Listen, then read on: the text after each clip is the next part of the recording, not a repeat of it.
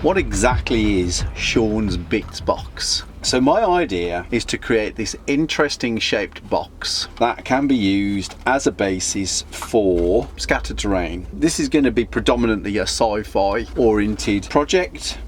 I have slowly but surely been asset stripping or greebly stripping from various electronics and other elements down in the cellar for smaller component parts. And my plan is to create an assortment of pieces that can be used to create something of interest. As well as structural stuff, it's going to contain at least 1 or 2 flat panel pieces. So, if you're thinking, well, okay, Sean, but where are you actually going with all of this? What's the end result? Well, the end result is for you to be able to make something akin to this, which has been made from what you just saw in that little segment a moment ago. Now, obviously, you won't be able to repeat exactly what I've done here because every Bitsbox is going to contain its own unique selection of greeblies that I've got resourced from the junk downstairs. But I'm hoping that it inspires you to go and look for your own greeblies and bits as well to add to your projects, and the upcoming videos which I have planned will dig deeper into that idea as well. There will only be a handful of boxes available at UKGamesExpo to trial it first before moving it to a bigger production idea. They're only going to be a few pounds. Let's see where it goes.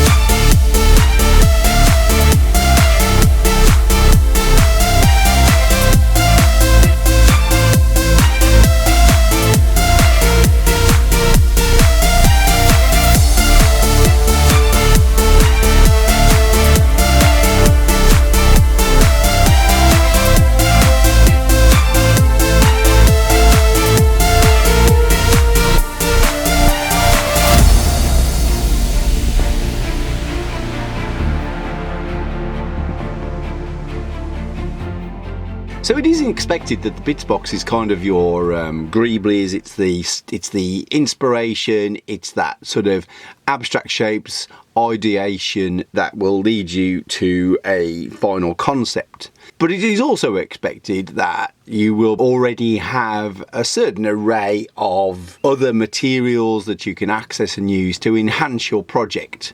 And here's an instance. So from one of the little parts that was in this Bitsbox, there is this little piece here, a doorway of some description. The assumption would be that this is a window, but I don't have anything in the Bitsbox itself that really sort of helps me build on that. So I have this piece of old mesh, which I think I'm going to add a little piece of this to the back of this window, forming like a grill. And I don't think it's unreasonable to say, hey, yeah, this piece wasn't in the Bitsbox, but it's in my pile of stuff that I've got, which I would anticipate who's in the hobby would have some of the materials lying around. So yeah, I think I have an idea now that this is going to be some kind of entranceway with a access code that needs to be put in to open this doorway. So as I work my way through this prototype, and I'm just looking at sort of the fact that I've used some of my pre-existing card stock to create a raised area for this door, I feel like I want some surface decoration, especially on the side of this, and to help just hide the join with where the two pieces of card come together. I'm sat here in my new space right now, and because lots of things are kind of lying around, I've got this bundle of cable ties.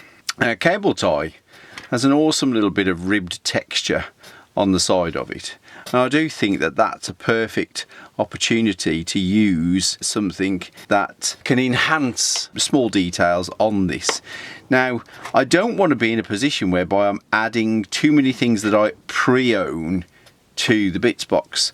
So there's definitely enough here for the trial prototype. So I'm going to, in addition to the bits that the kind of bits you're seeing here, is just a couple of cable ties will go into the mix as well. Yeah, it's a work in progress.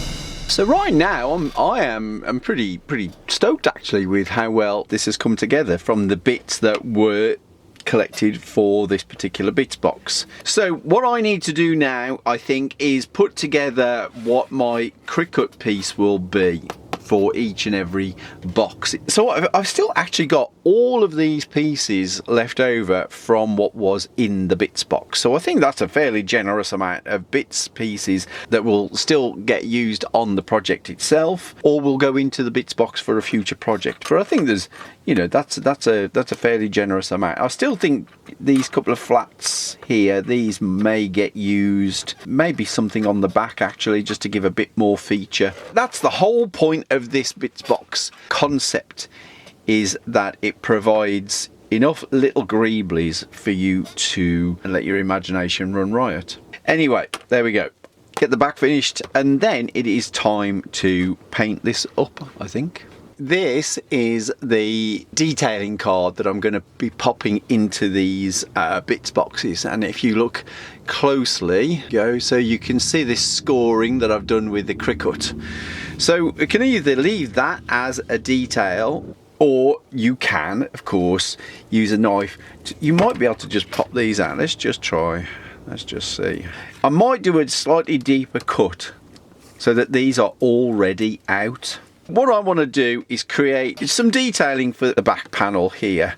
Again, this is just a set of geometric shapes to sort of inspire you in the making. Yeah, I definitely think I will make this a deeper cut. But this will just go to show that you don't need a rule, you don't need to do any measuring. You can just get the blade of your knife into that little groove there and just finish off the last bit of the cut as is needed to lift the piece out. That should now just pop out of there. There we are. That's it. Nice. Okay, so I'm going to cut out the pieces that I need, and then I will come back to you. So with a little bit of playing around, I have got a geometric design on the back of this piece now. I've got a little bit of the Cricut detailing sheet left over. Again, that can play into another build at another time. I've doubled up some of the layers, which is the whole point, you know, that you add a little bit of depth to this flat panel detailing. This has taken a couple of hours to put this together, but yeah, it's a nice little afternoon build. I'm going to give the glue a little bit of time to dry now, and then I'm going to paint it, base coat it, and then decide on a colour scheme. It always brings it to life, I think, when you put the undercoat on. Eliminate all of the various bits of tacky looking plastic and plant signs and bits of metal. And that's before even any paint has gone on to the piece. So this has had a black undercoat, and then it's had a zenithal, or sort of zenithal, spray from a Plasticoat spray paint that I have, and it's absolutely beautiful colour. It's this really sort of dull beige brown sort of colour, which I really love for sci-fi terrain. I kind of want to go for that concrete grey steel and yellow steel painted that you get in Fallout, the Fallout skirmish game. It's a game I recently purchased, and me and Mary got to have a game of it a short while ago, and we really enjoyed it. But it has no terrain, it just has a terrain board. So I'm kind of making this piece with that game in mind. That's what I'm aiming for. So I've got my pack of acrylic paints back here, got my palette, I've got my brushes, got my water, I've got a bit of reference on my phone in front of me, just to guide my eyes. So there's some lettering just here, but I actually don't think it necessarily detracts. I kind of like it anyway, so I might pull that out as a little feature there. So yeah, I'm gonna go a beigey sort of concrete colour, yellows and a steel mostly. The bulb here, I masked that off so that it didn't get covered with the spray paint. I have to say, thinking forward, I would really like to just fit an LED here, feed the wire down back, and cut a hole here and maybe have a battery pack in the bottom of here so that I can actually have this lit up. I think that would be pretty cool, but obviously that breaks the boundaries of the Bitsbox core idea, so I'm not doing it right now. Okay, I'm going to crack on, and there you go.